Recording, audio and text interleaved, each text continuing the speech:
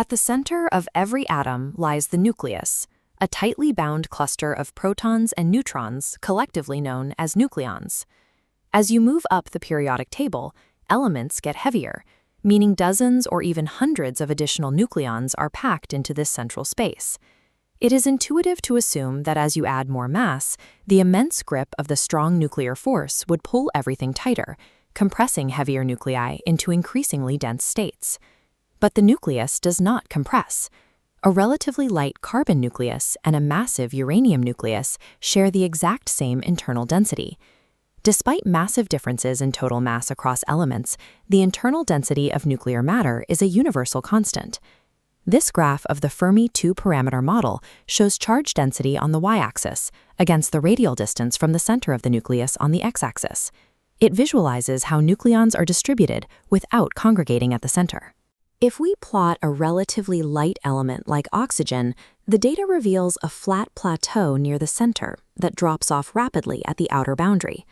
When we overlay the curves for heavier elements like iron and uranium, the radius extends further out along the x-axis, but the central peak aligns perfectly with oxygen. Physicists model this behavior as an incompressible liquid drop. Adding more nucleons to an atom is like adding water to a droplet. It grows in physical size, but the density of the fluid remains strictly constant. We can mathematically prove this constant density is a universal rule by deriving the precise relationship between a nuclei's radius and its volume. To build that proof, we first need to measure the radius. The problem is that the nucleus has no hard physical surface, making it impossible to measure with conventional geometry. To find the physical boundaries, physicists probe the nucleus using high-energy electron scattering. Because of wave-particle duality, electrons behave as waves. They diffract around the dense spherical obstacle of the nucleus, creating a rippling interference pattern behind it. This chart shows the real-world data captured from those electron scattering experiments. Looking at the axes, we are plotting the relative intensity of the scattered electrons against the scattering angle. The first deep V-shaped dip in the data points is the diffraction minimum. By identifying the exact angle of this minimum, physicists calculate the physical diameter of the nucleus. This specific diffraction minimum provides the hard empirical data needed to determine the exact radius, represented as r, of any element. When this scattering data is analyzed across dozens of different elements, a precise mathematical pattern emerges. This plot shows the relationship. The radius of a nucleus is perfectly proportional to the cube root of its mass number, the total number of nucleons, denoted as A.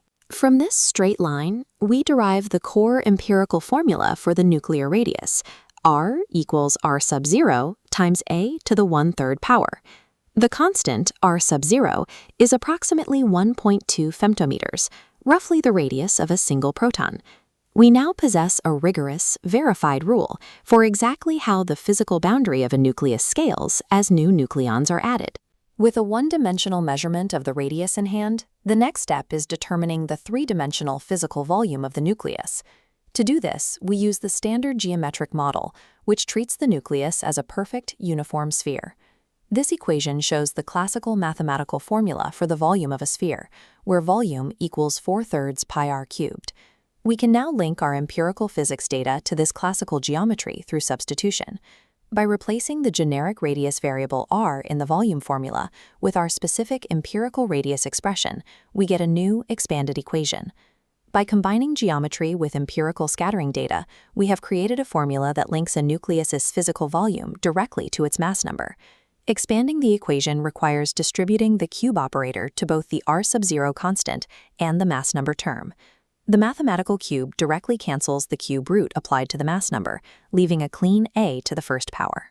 This leaves the final, simplified version of the nuclear volume equation.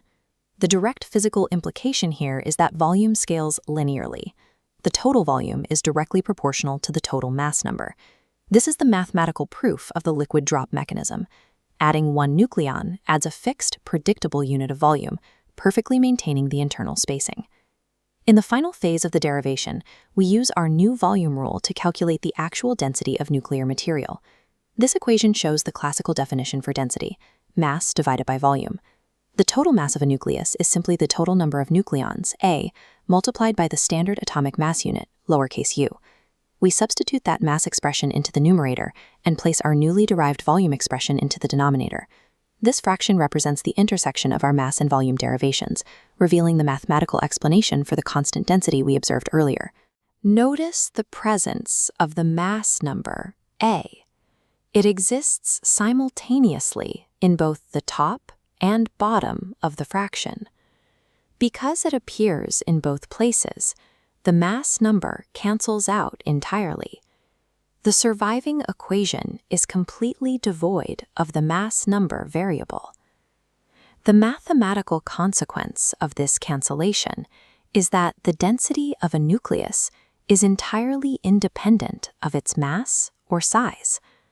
The final equation contains nothing but fundamental constants: the atomic mass unit, pi, and the proton radius. Therefore, the density itself must be a universal constant. When you calculate these constants, the resulting value is approximately 2.3 times 10 to the 17th kilograms per cubic meter. To put this scale in human terms, that is the equivalent of 1 billion tons of mass crammed into a single teaspoon. We can scale this concept up from the quantum realm to cosmic proportions by looking at neutron stars. Neutron stars are essentially macroscopic atomic nuclei, city-sized liquid drops of pure, constant-density nuclear matter, governed by the exact same algebraic proof we just derived from a simple electron scattering graph.